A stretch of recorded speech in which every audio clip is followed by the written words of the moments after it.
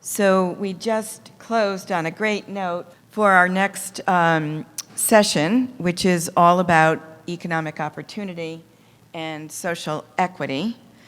We heard that the workforce is one of the most important things for Philly to retain its top position amongst the life science clusters in the country and in the world. And so now we're going to shift to the workforce because we need to make these jobs available to everyone, especially those populations that have been traditionally underrepresented in science. And the jobs are not only for scientists, they're not only for PhDs and doctors. There are tons of other skill sets that are needed to support and grow this industry. And there's no one better to talk about this than our next keynote speaker, Dr. Tia Lyle-Williams.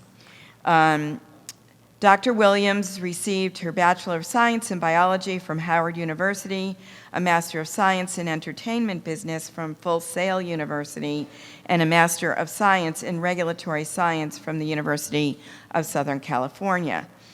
She has dedicated her 21-plus year career to bioprocessing biologics, including bioprocessing development, building large-scale bioprocessing facilities, developing, training, leading teams, and commercializing proprietary biological assets via global regulatory affairs. She is a two-time life science startup founder, the founder and CEO of Lucas Pi Bio, a contract development manufacturing organization, and founder and CEO of Heliplex, the first commercial life science co-working space with a built-in accelerator for seed-level life science startups and virtual biotechnology companies. As a champion of diversity, equity, and inclusion within the workplace, STEM education, and healthcare, Dr. Williams has made it her mission to lead by example. Lucas Pi Bio's C-suite is made up of 50% women and 85% people of color. Heliplex, Lucas Pi Bio, and Indigene USAI have partnered to remove health inequities by mapping the human genome for the Black, Indigenous, and people of color communities, including researching and developing drugs to improve healthcare outcomes and treatment options for people with color. Welcome to Dr. Williams.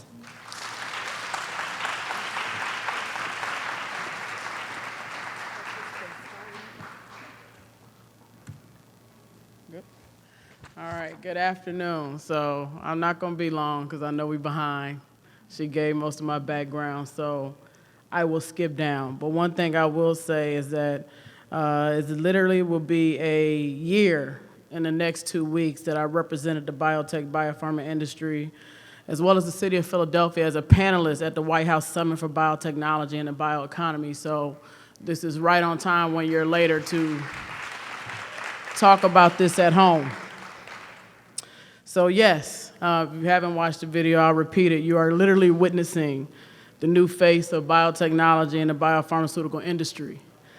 You may utilize me and my story via interviews in the media to get a better understanding of what it took and continues to take for me to be sustainable in this industry on behalf of my underserved community members. More importantly, I'm the prototype for what needs to be established via the biotech workforce development to increase engagement, employment, and ownership within the industry of my underserved community members. And with that said, let's just jump right in. So according to the Federal Reserve Bank of St. Louis, workforce development from the societal-centric perspective is defined as initiatives that educate and train individuals to meet the needs of current and future business and industry in order to maintain a sustainable, competitive economic environment. We've literally been talking about workforce development at all levels throughout this conference today, whether it's from startup companies to executives to investors. There's some form of workforce development that needs to be had. Now let's think about that for a second. Currently, the city of Philadelphia continues to be number 6 in the US with regards to its ranking within the biotech industry. Yet, we've been nicknamed Silicon Valley due to being home to the first company Spark Therapeutics to have a cell and gene therapy product approved by FDA. Now, let's get some blood moves, so go ahead and give a clap for Spark. We still gonna hang on their coattails to all of our collective, claim to fame. They've single-handedly led our beloved industry into the next chapter within the biotech revolution. It appears that we have an opportunity to reignite the middle class for our respective communities via the biopharma industry here in Philadelphia, PA. However, the irony is that we have yet to find our footing in sustaining our success for the next generation of Philadelphians.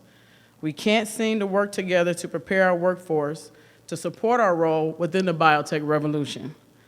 More importantly, we are failing our communities in providing a sustainable household for their respective families, including their versions of the American dream as they witness the financial benefits of those that are literally profiting from their health disparity and exclusion from the biotech, biopharma innovation. Workforce development must be executed via a cooperative effort between our public school system, colleges and universities, nonprofit organizations, and the financial support of the government via the leadership of the commercial biopharma market. Public schools and on universities and colleges must be willing to pivot and transition their curricula to teach students skills relevant to the needs and requirements of the biotech industry, meaning they must be willing to step out of their comfort zone and provide the resources and salaries required to attract experienced industry workers to the classroom to share their knowledge and expertise. Colleges and universities must advocate on behalf of its minority students to be hired as employees at the associate level and not as temporary hires and technicians for entry-level roles that only require a high school diploma. Not only is this practice holding back my community members from earning higher incomes that are competitive with their Caucasian team members, but it's preventing my community members from being promoted up the corporate ladder, and is discrediting the education that some of our students receive at HBCUs and community colleges, which sounds crazy because your Vice President of the United States, Kamala Harris, is from my alma mater, Howard University. And we still don't get the credit we deserve as far as having an equal and competitive curriculum as some of the top universities here in the United States. Where I'm at. Commercial biotech and biopharma must explicitly communicate their respective workforce needs as well as training requirements to academia and the nonprofit community. Commercial biotech must not only advocate and explicitly pursue a diverse workforce, but they must explicitly pursue minority-owned small businesses to be incorporated within their supply chain, as well as minority-owned startups to be strategically sourced for innovative and equitable products and services. Commercial biotech and biopharma must also engage in cultural workforce development with their respective employees. In other words, they must train their employees on how to be welcoming of others, i.e. community members of African descent, Latinx, Asian descent, U.S. indigenous, as well as the LGBTQ community. You see, in spite of our industry having their doors closed to anything not in alignment with the former traditional American culture, the real world, including the U.S., kept living, breathing, transforming, translating, transitioning, diversifying, and becoming more inclusive per the respective versions of tolerating others and not respecting others as fellow human beings. To be specific, neither world has attempted to work towards equity, thus causing us to cycle from one recession to another and allowing underserved communities to consistently be on the receiving end of their respective negative outcomes. The government must require equity as a standard in order for organizations, including employers, to receive financial support from the government. Equity can only be achieved when workforce development is executed on both sides, the biotech employers, as well as the programming being implemented by the workforce educators and trainers. Philly's biotech industry will not be sustainable without equity. This includes the hiring of employees for the appropriate role per their education experience, salaries, women in leadership roles, racial diversity, cultural diversity, and financial diversity. Main Street and blue collar has and always will be the backbone of a successful industry and its respective economy, i.e., opportunity and prosperity for all. At this moment, I can honestly say I believe that we're on our way to building a pathway for equity in Philly, including setting a new precedent for economic sustainability. Philly is home to several big pharma companies that we discussed today: GSK, Johnson & Johnson, Merck, Spark, Amicus, WuXi AppTec, and BMS. It is also the frontier for over 650 biotech startups, including leading in the quantity of cell and gene therapy startups in the US. We also have several workforce development programs like ECLOS Institute, Harrisburg University's biotech program, University City Science Center's BOLD program, CCP's lab technician program, the Nimble Experience program, and Wistar's multiple biomedical training programs. We also have new programming rolling out at Cheyney University with IPS via the Thinkubator, University of Delaware's bioprocessing training facility, Prospect of Prosperity's biotech technician training for high school students, and last but not least, BioWorks, a commercial biotech training program via my nonprofit, Black, Latinx, Indigenous Institutes of Health, or who we affectionately call BLI, in partnership with Urban Affairs Coalition, Jefferson Institute for Bioprocessing, and Delaware State University. Collectively, we've all recently applied to be recognized as a designated tech hub via the US federal government under the leadership of our primary applicant, Ben Franklin Tech Partners. I don't know if Tony Green is in here today, but shout out to your leadership on that grant. That was a lot of work, bro.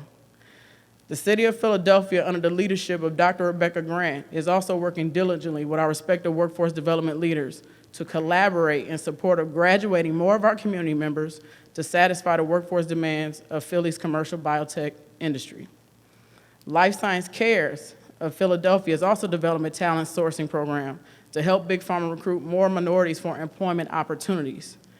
Chris Frew and his team at Workforce Genetics are building and expanding their innovative talent software platform, i.e., what I like to call the biotech of LinkedIn, to support the hiring of our college and university students, as well as workforce training graduates for employment in both big pharma and biotech startups in Philly, as well as the DMV. I believe that if we're able to confirm a sustainable strategy to build a pipeline for the biotech workforce to support all levels of education, to be inclusive of all racial ethnicities, to be respectful of all cultural dialects and community practices, and execute equity in all aspects of our biotech industry here in Philly, we will raise our ranking from number 6 to number 1 within the next 5 years.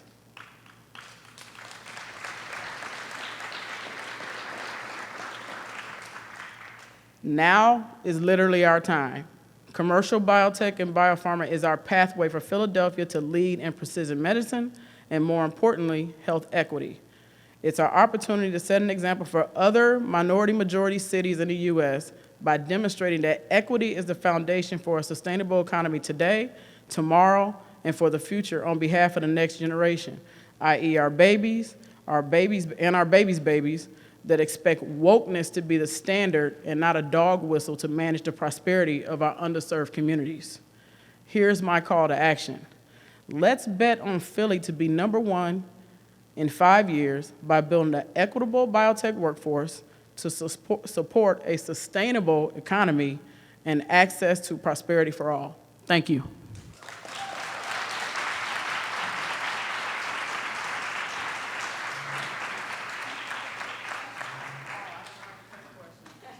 I thought I just got up there and spoke and left. Do we have any questions? No? Oh. Hi, thanks for the talk. How do you have any suggestions about how we can inspire maybe like elementary school students to sort of, grow into the biotech arena? Yeah, you got to understand, like when you was a kid, at least when I was a kid, you wanted to be whatever you can see, touch, and feel. So ironically, when I was a kid, because I learned a lot about the law and followed the progress of people like Barbara Jordan and knew about Thurgood Marshall and all that good stuff, my mom had me watching Eyes on the Prize as a toddler. So for me, because I can see, touch, and feel, and I had family members in law enforcement, that's what I wanted to go into. So it's going to be the same thing for biotech. They need to see that either their parents or even their neighbor next door works in biotech. They need to see people coming into the same restaurants that look like them, that just happen to have a conversation and say, hey, I'm just stopping in, I'm on my lunch break, I work right there at Wuxi AbTech or all these other companies. Like, when they first see adults that look like them, that they can relate to, that are also in their family or in their neighborhoods, then we can entice them to be interested. Right now, what do kids still want to be? If it's not music and sports, it's still an astronaut or a doctor, something or somebody that they can see, touch, and feel every day to generate that interest. Great, thank you. You're welcome.